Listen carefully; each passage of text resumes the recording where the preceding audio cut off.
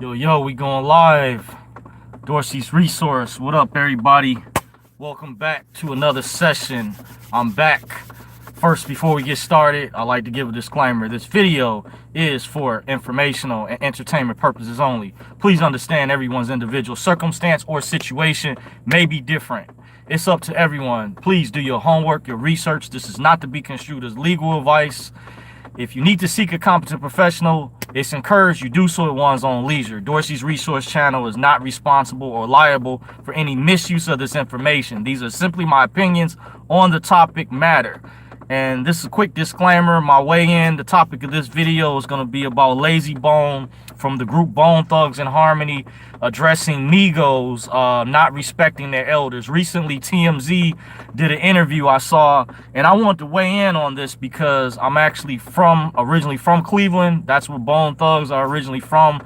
And I was going to weigh in on this a long time ago when I saw Busy Bone, one of the members of the group Bone Thugs, did a video addressing this. And because recently in R&B they probably got word or heard about Jack Keys claiming he was the king, even though he was saying the newer generation, or some people heard some veterans in the game, and much respect to the elders out there, Keith Sweat, R. Kelly, to the all-time greats, Marvin Gaye, Luther Vandross, Teddy Pendergrass, MJ, and I personally put MJ in a category. I'll explain that later because I felt MJ was more versatile, even though he said he was king of pop. But I'm addressing in this video, Layzie, this is probably being brought back up because Jack Keys got checked recently by Keith Sweat, putting him in his place like, hey, look, young blood, you got to have some hits. We're not talking about just collaborations with other people. We're talking about what solo work have you done yourself. And Busy Bone said some time ago, it's actually about the work that you put in the game already. You don't start talking about or comparing yourself to the greatest of all time until like your career is already over with or close to over with. Because these artists, a lot of them I named, got Grammy awards, they got major awards under their belt, and they've crossed into other genres. I heard John Legend brought up about the different genres or whatnot, and that's a good point. You know, he brought that up, but at the same time, MJ, in my opinion, was a singer. And here in Detroit, I can name a couple radio stations. Before MJ passed away, they actually would play his songs on these R&B stations. One of them being 105.9 FM, which used to be a hip-hop station, but got switched where they focus on R&B mainly. And then 92.3. And there was other stations MJ got, because he crossed in the genre like of alternative pop, soft rock, whatever. But he had a voice. He could sing and was skilled dancing. He also collaborated with Chris Brown, who some people say is actually the modern day king in R&B, as far as if Jack Queese is trying to compare himself to the young guys. But addressing Migos, in my opinion, Migos is still not near the level that Bone Thugs has reached, even though they may not have put out anything recently. But remember, with so many artists in the industry for years, I can tell you this, from the time that I started listening from the late 90s into the early 2000s, Bone Thugs crossed from the 90s era, whichever year I can't remember they started, and they were going hard into the 2000s era. So we're talking about 2 decades, maybe even 3 even, actually. As far as when you talk about the greatest in the game in terms of groups, is Migos, I don't know, are they comparing themselves group-wise? Is it because the way that they rap? Because a lot of people said Bone Thugs really set the precedent for like the fast rap, or what they call mumble rap, didn't originate. Nowadays it's kind of slowed down, so I don't know, they call it mumble rap, but a lot of cats would say they rap fast. But a group out of Chicago, a lot of people saying Crucial Conflict bit off of Bone Thugs. This is what some of the guys in the streets here in Detroit used to tell me. They even used to say that about Twister, but I think they eventually collaborated. But the way guys' styles were, rapping styles in the Midwest area, which comprised Chicago, they would rap just like we can speak really fast or talk fast up north, where guys generally down south talk slower or whatever. But Bone Thugs had a member in the group, I think it was Wishbone, where he rapped pretty slow. And I did have a little bit of notes with me. I wanted to talk about my credentials in the game, but I feel like, in my opinion, it's disrespectful I feel like Bone Thugs, they got a lot of hits. I know they got Grammy Awards. And I had a roommate in college. I went to school not only in Michigan, but I went to college in Ohio. And one of my roommates, he was actually white or Caucasian, and he told me he listened to like mostly different music that I listen to. I mostly listen to rap, R&B, and gospel, but I did listen to alternative. I had a couple of Lives albums. I remember the Wallflowers was hot during that time. Some other people, just to name offhand. Some of the stuff they used to play on MTV, that group No Doubt, I like that song. I can't remember specifically.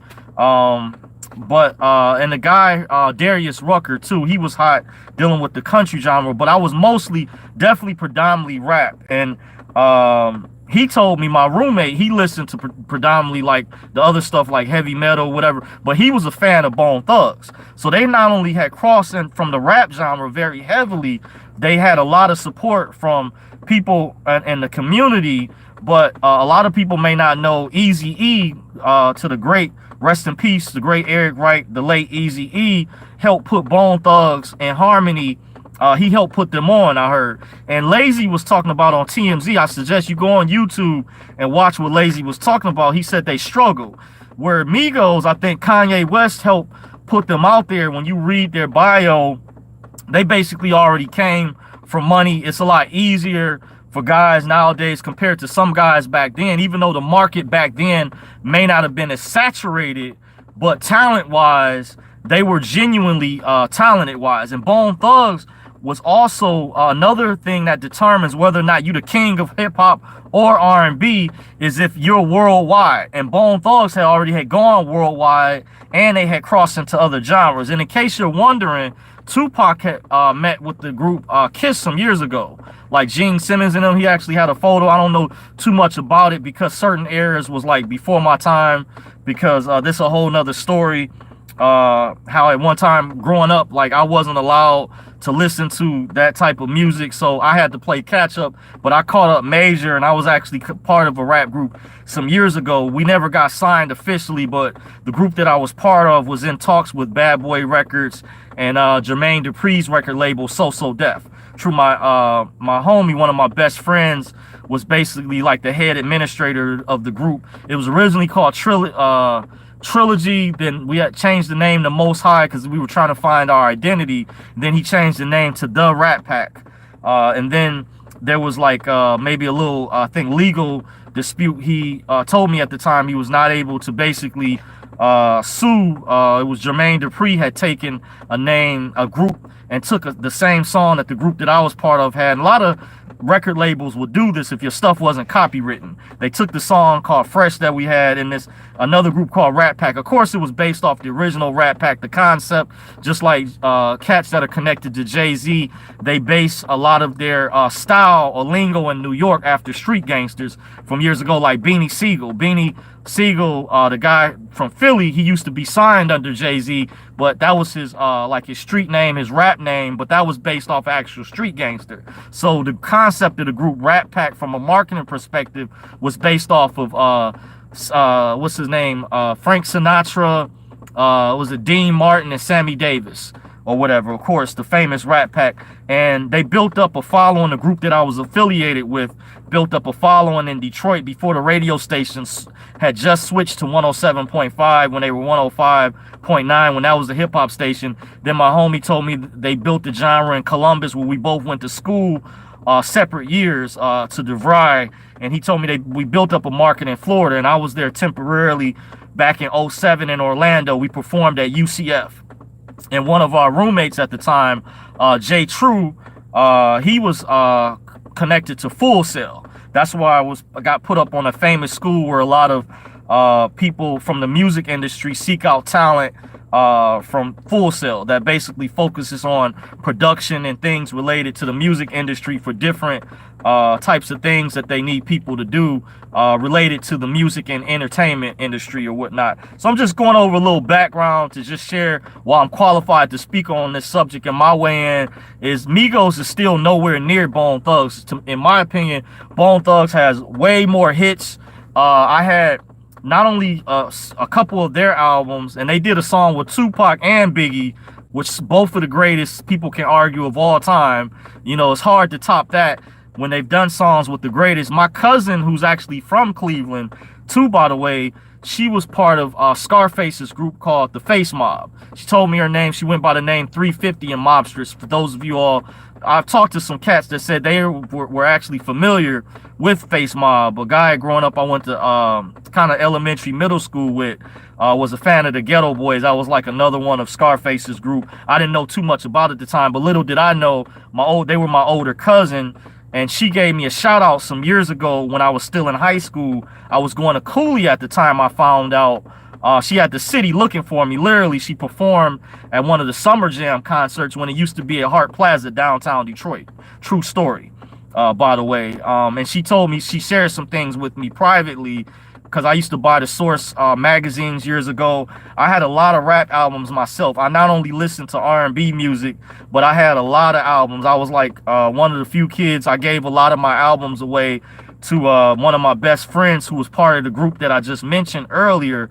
At one time when I had to go, I was involved in a situation with a house fire, and I had to go live with the pastor because I grew up in the church. And of course I knew, you know, I wasn't going to be allowed to have those albums in the house at the time. I still had some of my CDs and stuff were thrown out, but that was a whole nother discussion. Like the time that I grew up, we had to fight to listen to that music. I had to sneak and listen to it even from high school going into college, because one of my parents was very strict, especially when we had to move in with the pastor. So we sweat bloods and tears so I can appreciate the talent, the skill from the music. I still keep up as much as I can to this day, but not like to the point I used to. But I'm aware, like, the artists that have crossed into the mainstream from Detroit, such as Big Sean, T Grizzly, some of the female artists. Big shout out to Dage Loaf, Nisha Nashay. I like that song Nisha had, The Cloud. Love some of Dage's music, and some of the tracks she did with Jacquees was tight. But like I said earlier, you want to start crowning yourself the king of R&B, in my opinion. For Jacquees, you need some solo hits. I like the mix that he did with the LMA, but I think some other people sounded better. Matter of fact, there's a guy on YouTube that some sisters were commenting on that has already done a remix to the LMA song Trip. And a lot of people were saying it sounds better than the one that Jacquees did. Now, I don't think he might be signing anybody, but I think, in my opinion, not being disrespectful, because I still give the young guys credit, but it's a lot of other talented people out there R&B wise. And Keith Sweat is solidified. So I think it's disrespectful in a way for some of these young cats. I agree with Layzie Bone to just be crowning themselves like the king of R&B and the king of rap. Before you go doing that, you need Grammys down. You need top 10s. You need to be on top of the Billboard list. And I'm talking about consistently. Like Mike Jackson, other people like Mariah Carey, these people were like top, just giving an example, on Billboard for weeks straight with #1s breaking records. And I know nowadays you're talking about streaming, but this was during a time where your records, which was tough, and if it wasn't like people didn't like the sound, people weren't really buying it, you know. So it was, I'll say, the competition was a lot more difficult. Nowadays, technology wise, you have auto tunes, you know, or whatever. Some people were saying when I brought Bryson Tiller, in my opinion, into the conversation. They may have a point. I have to do my research more so on Bryson Tiller, but some solidified artists, R&B wise, you have some good talent out there. Like I mentioned already previously, like Genuine, Brian McKnight, Tyrese, Johnny Gill, in my opinion, Usher, Chris Brown. If you was, all these people I just named was to have a one-on-one do off against Jacquees, I would pick all of them. I don't even think, in my opinion, Jacquees is even on Lloyd's level. And Lloyd is repping the ATL or whatever. I like this song Lloyd had. I found out the name and I've been bumping to it. It's called Excited. It's a nice song that Lloyd got. I was bumping, nice jam. Gerald Levert. A lot of people, I don't even think Jacquees is better than Robin Thicke. But back to Layzie Bone from Bone Thugs once again. In no way, shape, or form, I've talked to people on the street, like people who are more street than me, that keep up with music here in Detroit, and they told me straight up, and I try to give the young guys, the newer generation, a chance. And this was people younger than me, and they was calling and saying the Migos was garbage. They were saying that you guys, like, in case, you know, somebody out there word gets out there, there was people telling me, and some older heads that are still younger than I am were telling me, they were saying straight up they're garbage. Now I understand you guys have had a few hits from the soundtrack or whatever, but Bone Thugs, they've already been in the game 2 decades, young fellas. From the 90s into the 2000 era, we talking about maybe even 3. According to Busy, maybe even 4. Because we talking about back in the 80s. I can't tell you the exact date when they started, but we're talking about Eazy-E from NWA, you know what I'm saying, was up on Bone Thugs years ago and brought them into the game. He solidified with his movies and stuff like that, the work that he put in. Do your research. So if Eazy, they can argue that Eazy put them in on the game, and they arguably did songs with the two greatest rappers out there, Biggie and Pac. Now, how many cats have had, as a group, had the opportunity to do songs with the greatest of all times? So you gotta pay homage and show respect to the elders. And reason I brought up my cousin, she was in the studio years ago with Bone Thugs. She told me privately, and my cousin also, I found out she also knew Biggie before he passed away. She was telling me he wanted her to rap with the group Junior Mafia, which Lil Kim was part of, but she decided to stick with Scarface, which is cool and everything. She had an offer, but she was telling me privately, and she met a lot of the female artists, some of the first female artists out there, like Salt and Pepper. She met Queen Latifah. She knew Angie Martinez. I believe she met the Brat. Just throwing some names out there from some old school era, because I keep up even with some of the artists that I named earlier, with some of the up and coming and new people. Like I know about Big Sean, T Grizzly, some people who've crossed into the mainstream,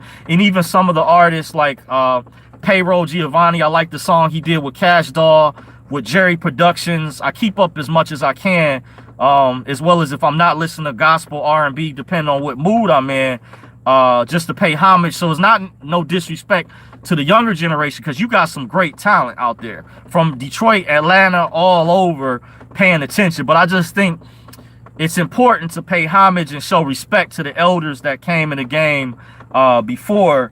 It's important to do that. Trying to think, I'm also aware of Peasy years ago, as far as rap wise, the late great Blade Icewood, and several years ago, or a couple years ago, his niece actually came through in the area that I work in. I actually met her producer. Big shout out to her, Lady Blade, and I knew she was. Heard about her, whatnot. So I got a chance to meet. These are like regional artists that would be like famous within Detroit. Because I was on a private conference call and I was sharing some information with a guy that was a rapper in California, and they were talking about trying to do something here. And I said, well, here in Detroit, you got to go through the streets. They'll see it as disrespect.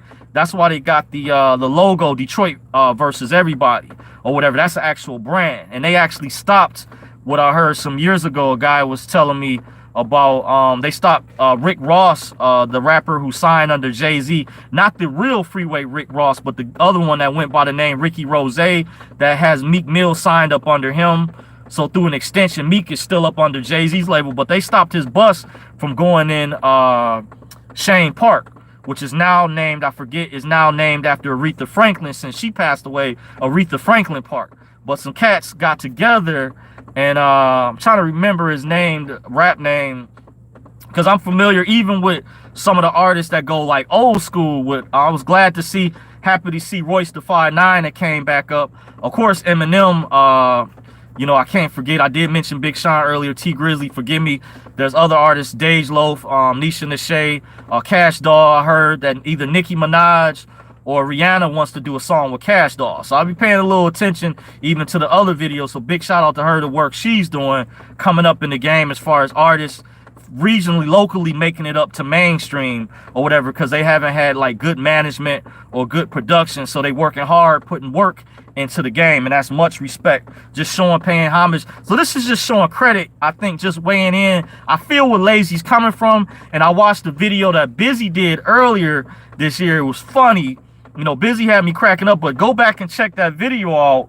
What Busy Bone was saying, but these are like cats that are solidified. Bone Thugs, no way, even though Migos is like the new sound, but some of the songs, you know, you have your songs that are hits, But overall, we're talking about Bone Thugs span a couple decades. They got Grammys under their belt. They got hits. They've crossed into other genres. So they're more versatile in terms of the sound, the music. They solidified.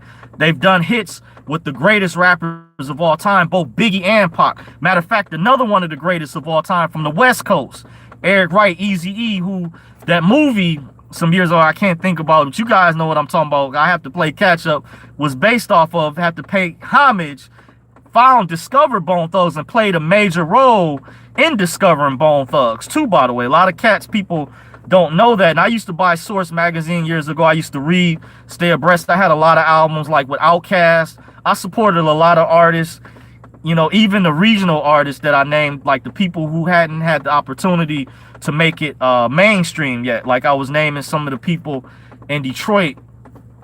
Trick, that was the name. He was the guy that kept, because they had a rule, you know, cats, the concept was why he stopped Rick Ross's bus from coming in performing, and I heard he had to go to one of those casinos and just chill, whatever, because they were tired of big mainstream artists coming to Detroit, taking advantage of our market and not signing local Detroit artists that had excellent talent here. So they banded together, which is a smart, genius move, you know. And I heard Trick was behind that. They had something called, you know, the no fly zone, or you had to make a phone call first if you coming in from out of state, out of town. Just like respecting the street code, you know, season the area, you know what I mean, kind of speaking in code. Some of you guys know what I mean. You got to make a phone call. You got to pay homage, show respect. That's part of showing respect, because a lot of cats was from big labels, major labels, and just coming here selling their products, merchandise, and then leaving. But I got to tell you, out of a lot of cities, what I learned, you know, giving credit, a lot of the sisters that support the local artists, I see it's still a strong market as far as they keep their ears to the street, you know, as far as with the they call regional artists. These are the people that are famous locally. They might not be as famous, but YouTube has given the ability to allow that. If you check out Jerry Productions, good production, good work. I like what he's doing.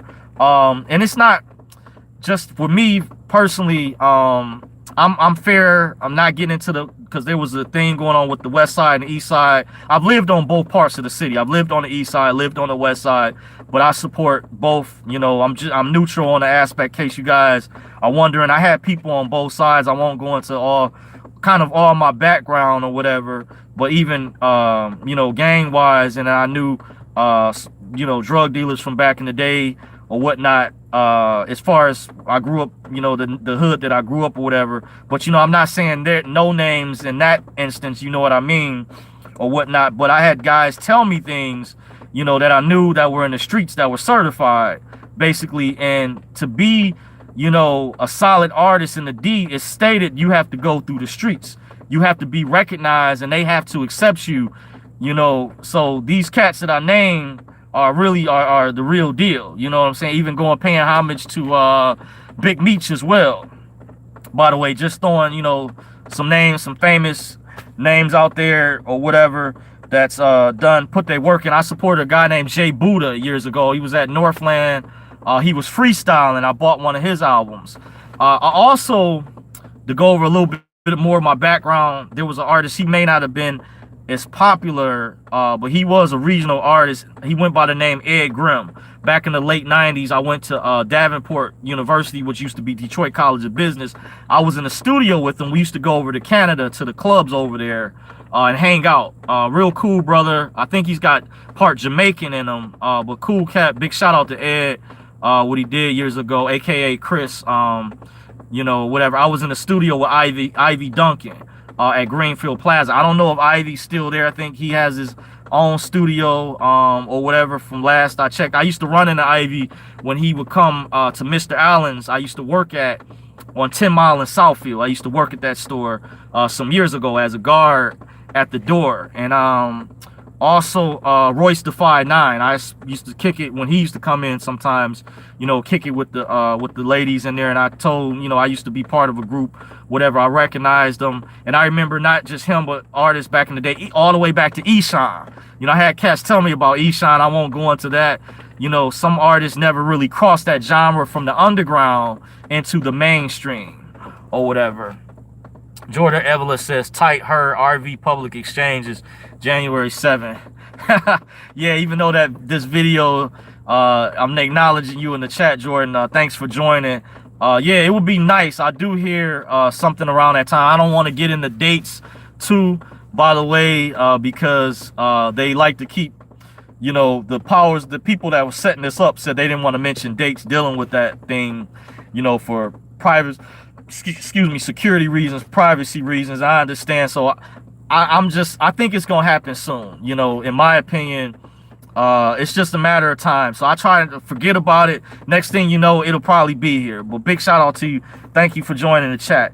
But yeah, I just wanted to kind of do a different video. Appreciate you, amen. Big shout out to you. Appreciate you joining. But I just wanted to do a different video. I did a video recently to just show my versatility. Sometimes I got to take my mind off the other stuff. I listen to music to take my mind off of the problems and things that's going on in the world, other than just the Illuminati or the conspiracy stuff, to show balance too, by the way. I listen to R&B, rap, and gospel mostly, but I have listened to alternative. Like I said, I used to have this group called Live. I used to have 2 of their albums back in the day.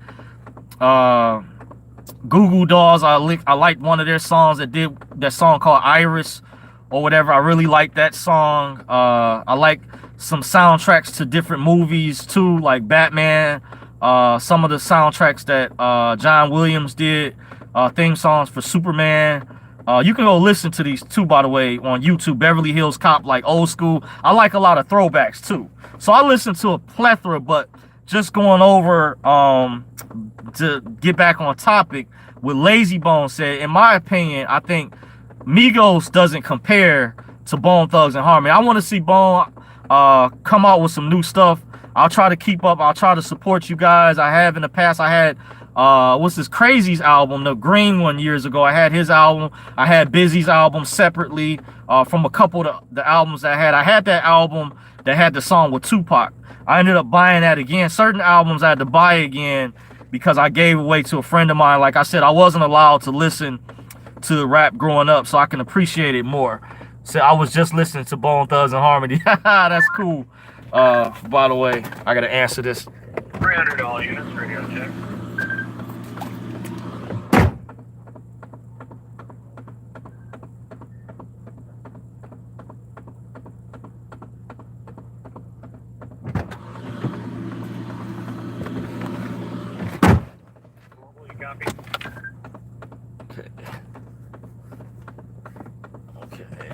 Okay. I'm back. Okay, guys, thanks. As you see, I'm still at the plantation. I'm back. But yeah, I wanted to give my way in on this video, mainly dealing with my connections to the industry. I was gonna go over some more information. I mentioned my cousin from originally from Cleveland. She's my older cousin. She was actually in a studio years ago with Bone Thugs. Bone Thugs solidified, like I said, you can't top. And I seen that was sweet, Jordan, that if you were still in the chat where you mentioned you was just listening to Bone Thugs the other day, that synchronicity. So people still bumping their music. You know, that's what's up. Some local artists here in Detroit, I supported Chastity. She was an early artist before the days of Nisha Nasay, Dej Loaf, going back old school. She does hair too. I knew her personally. I used to work at an apartment building. That's how I met her years ago. She was cool. She made me a Big L mixtape. We listened back in the day when Dipset was hot at one time back in 05 era, and she made me like the Big L. Big shout out to her. Got one of her albums. Was one of the songs I heard on there was fire. I still got it to this day. Also, Explicit Lyric.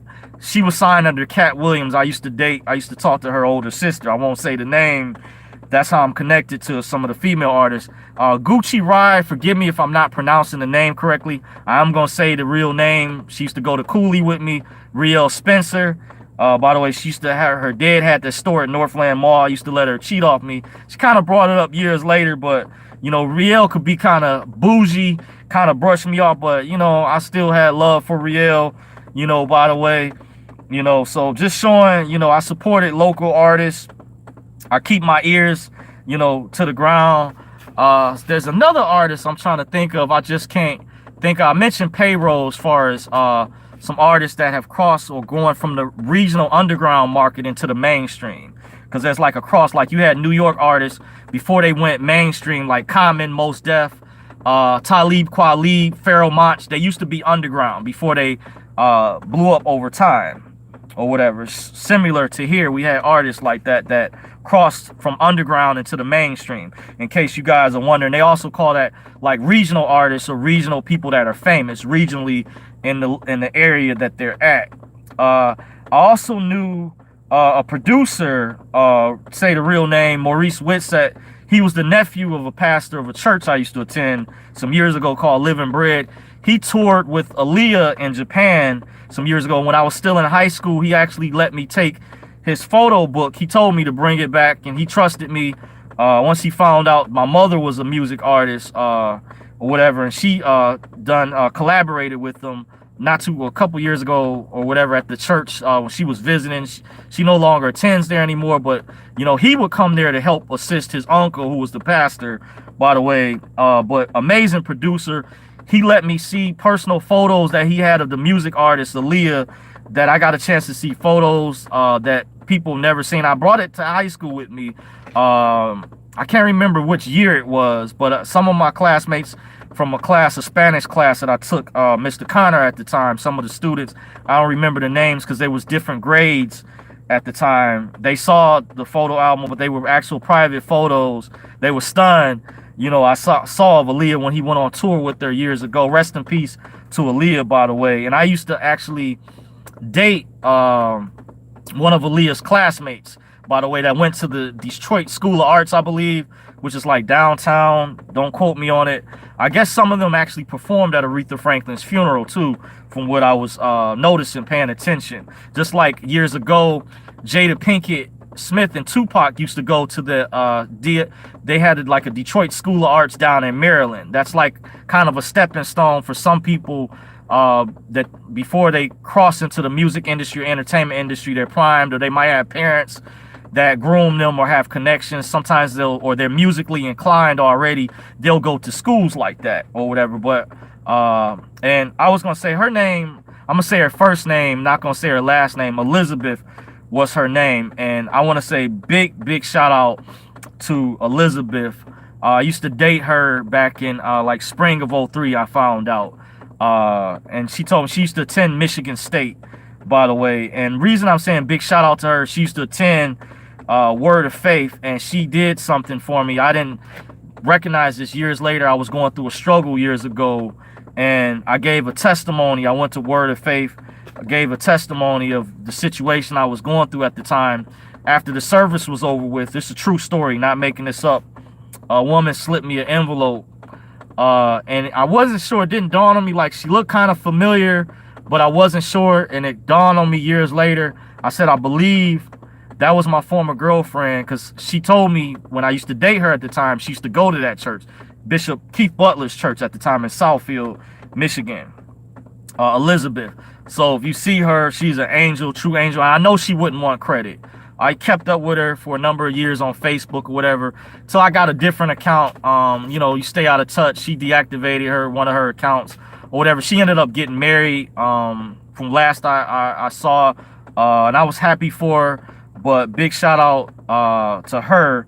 Not saying her full name, but I appreciate what she did. I was thinking about doing a separate video just out of love, out of respect. And you know, that's part of telling my story, my connection. But she knew Aaliyah. She went to school with the music artist Aaliyah. She told me she used to get in trouble with Aaliyah. So I guess, you know, Aaliyah had a lot of friends, but they were really close, by the way.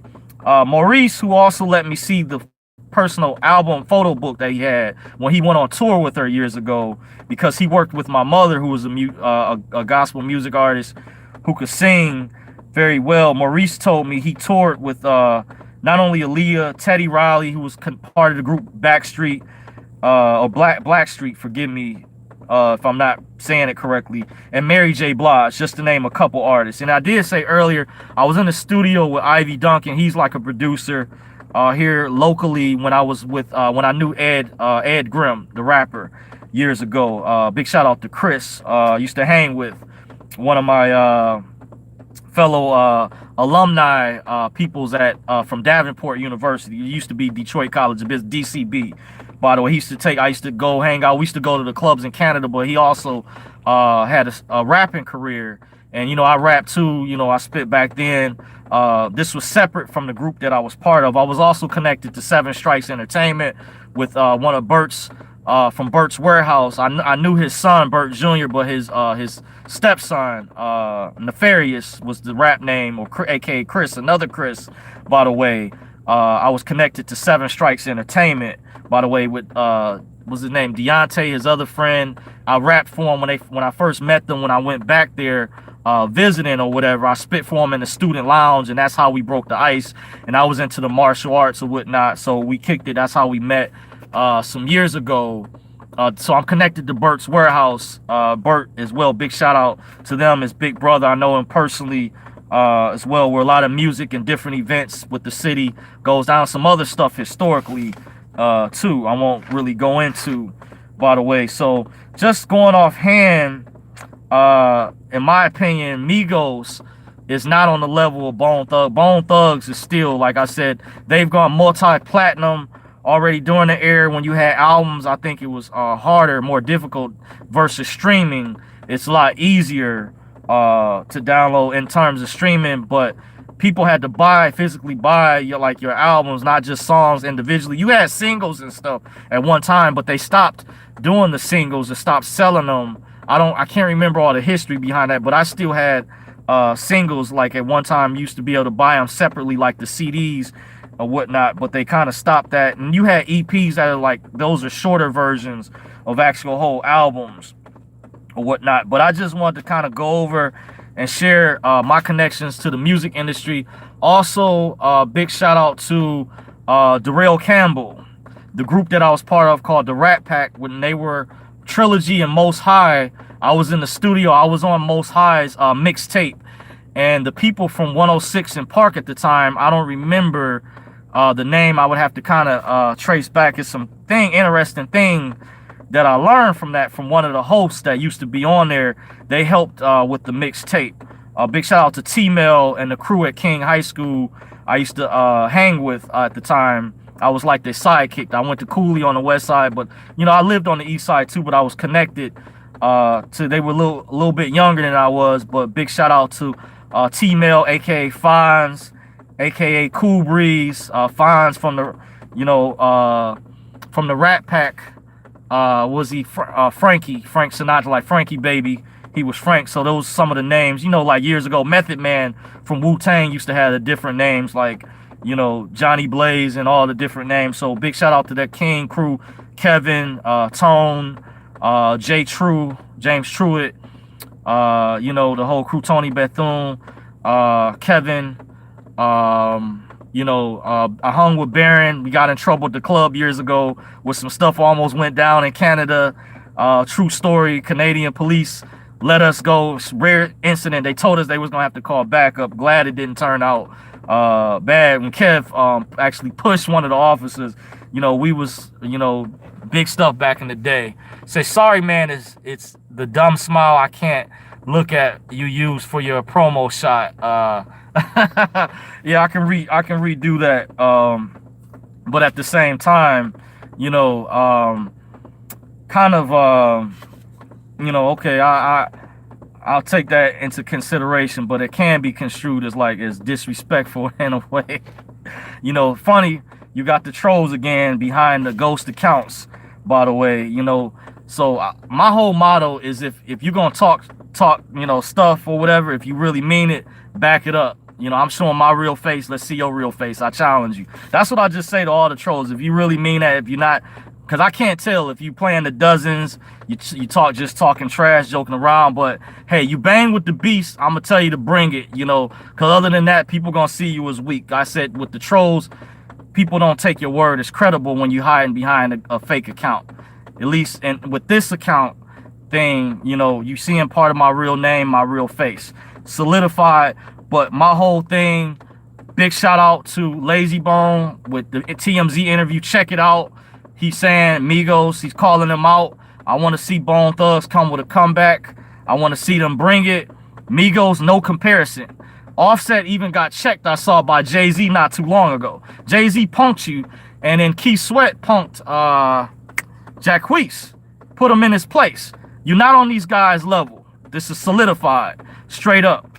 So, if you like what I was saying in this video, it lets the haters know when you thumbs up, you know, need to get the thumbs out there, because it lets the haters know you agree with what I'm saying. You know, I wanted to get my way in on this, so solidified. But big shout out to all those who follow me, Dorsey's Resource. You can follow me on Twitter at Dorsey's Resource. I'm on Facebook at Dorsey's Resource, and of course on YouTube at Dorsey's Resource. Don't forget to smash the thumbs up button, hit the notification bell. You receive updates whenever I put out new videos. Until next time, appreciate you guys for joining me. Peace.